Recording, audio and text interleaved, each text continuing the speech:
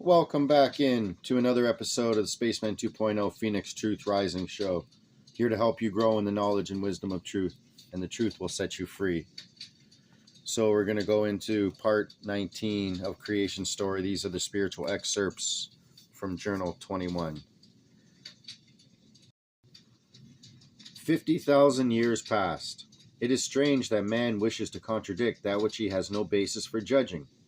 How can man know, for instance, that some 50,000 years ago in Earth chronology, our home world found peace and liberty?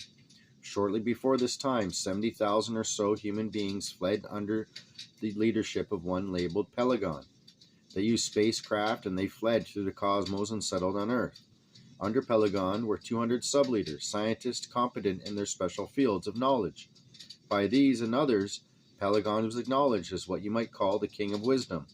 And he was at that time regarded as God, and regarded as such, for he taught the word and laws of God and the creation. Wondrous things were brought forth upon earth. Regrettably, this lasted well for only a narrow span of some 10,000 years, until desires for power and control prevailed once more, and a deadly war raged over all the earth. Without exception, all was destroyed, and only a remnant, a few thousand human beings, survived on Earth, while others fled once more into the cosmos and settled faraway worlds. Does this sound like a rerun, Cellas? For some 7,000 years, none returned to Earth, and the humans left behind degenerated and became wild. Then descendants of those who had settled on faraway worlds returned. They were again under the leadership of God, under whose command they built on Atlantis and Mu. They built huge cities on each of the two separate continents. Sounds like in the Bible, in Genesis, it says the Anunnaki came down from heaven and mated with daughters of men.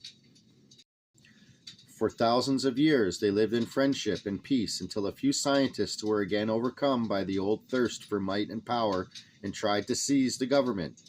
But having tired of wars, the nations rose up against them, and they again occupied ships from space and fled into cosmic space some 15,000 to 20,000 years ago in Earth chronology. For some 2 millenniums, they and their descendants lived in neighboring solar system. Why is this hard for you of Earth to conceive and understanding? So you actually have such little faith and belief in God? Do you so limit God that you cannot believe beyond the physical features of your nose and that which the controllers would have you believe? Oh, dear ones, there were 2 millennium during which they had become very evil and only maintained order under strictest control. But by mutation and their scientists, they extended their lifespans to some thousands of years. Overcome by their thirst for power, they then left their world about 13,000 years ago, in your counting, and again returned to Earth. Now, hold your breath, Cellas. Their highest leader was one who was called the Barbarian. Like the god before him some 40,000 years, Yod-Heh-Voh-Heh also had some, or Jehovah also had some 200 leaders and sub-leaders who were competent in special fields of science, for as you re-inhabit a planet where only a remnant remains, it requires much diversified knowledge and abilities.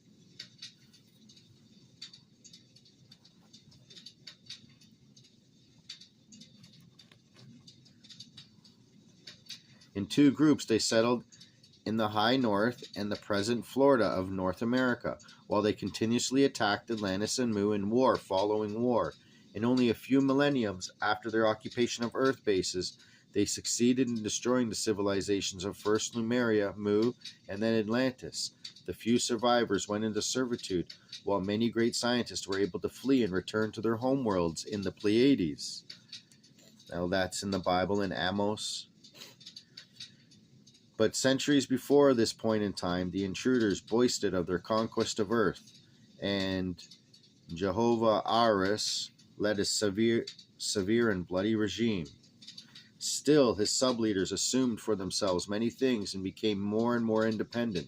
Within only 3 decades, they had gone far in their own decision-making, even though they feared the punishments of the Jehovah-Aris. They advocated a code to, under all circumstances, maintain their own race and to not allow it to fall to mutations away from themselves. Sounds a little bit familiar. It is most forbidden manner and secretly. In a most forbidden manner and secretly, they went out and caught wild earth creatures and mutations who were distant descendants of former human beings. These evil tricksters called themselves sons of heaven and corrupted according to their own race. It would come to be that these ones were put away into other places, for they formed mutated tribes, did not follow the laws of God and or the creation. It was at this time that Adam was birthed, Adam meaning earth human being. Meanwhile, others similar had been produced to form groups and tribes. From these, present earth mankind developed. This action angered Yod-Heh-Voh-Heh, or Jehovah-Aris, and the sub-leaders were exiled when he could catch them. In time, he changed his mind and recognized a new power he could exercise over the earth beings. Quite an interesting story as it relates to Genesis, does it not? With newly appointed sub-leaders and guard angels, he brought 3 human races under his absolute control. These were the ancestors of those who today were known as Indians, then the fair-skinned inhabitants who had settled around the Black Sea, and the third were the gypsies along the south of the Mediterranean Sea, who were called Hebrews. Jehovah-Aris subjected these races and forced them under his control. As the highest ruler over them, he allowed himself to become venerated and adored as human ego man is prone to do, and promptly forgot the Creator. He allowed them to venerate him above the creation itself, and his sub-leaders were treated as assistant creators. He imposed most harsh and severe laws demanding the blood of the guilty. Does it not sound like a rerun of a scenario? Aha, then came his son, Jahav. There's your Jehovah, who took over this dominion. He was little better, for he too demanded only blood and death from the 3 enslaved races. The later descendants of these gods became more humane and developed a degree of spirituality. I would guess it is time to straighten up and begin to fly according to the rules, little cellas. Their spiritual evolution changed their minds, and they decided to leave the development of the earth beings to their natural course and retire to their homeworld. So they departed Earth and returned as peaceful creatures again to the Pleiades, where their own mankind had reached most advanced states of development. United we live together today and are an allied population in peace and liberty, under the laws of God and acting in balance and harmony within the creation. Precious ones, it is most essential that you ones come into truth of this writing, for you have so many gaps and missing pages in your historical documents, and the unknown causes you great fear. Because your brethren of Pleiades feel responsibility and kindredship with your human earth species, they come again with the hosts at this time to assist, to evacuate, and to do whatever is required to help you in your transition.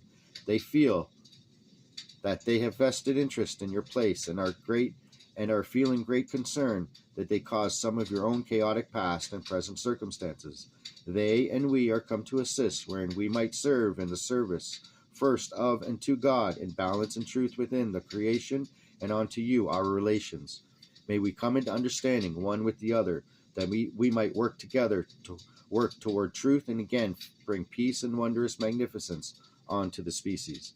It is time to go to the gathering, Dharma. Thank you for your time, for these concepts must be presented and understood, that connections can be made, for there is much to be done in the days and months ahead, and we must walk together, lest we'd be lost to the chaos.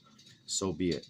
In love and grace, I take leave of the writing. May God allow us the grace to see our journey through. Ahoy. hATONnn to stand by. Salute. So that concludes the final part for this book, Creation, Sacred Universe, Incubation of the Phoenix, the spiritual excerpts, and a beautiful spiritual story.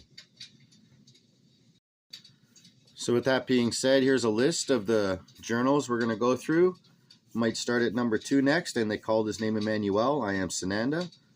You'll find out one of the real teachings of Sananda's true works on this planet, or Emmanuel, his new name is Sananda. And there's the next 30 or so journals. One of the top ones, Counterfeit Blessings, the Antichrist by any name, Kaiser's. Remember the book I showed you in the last part, which proves that maybe there is a place called Peleg, or a person named Peleg, maybe from Pelagon, and the history I just displayed to you today through the Phoenix Journal 21 creation story.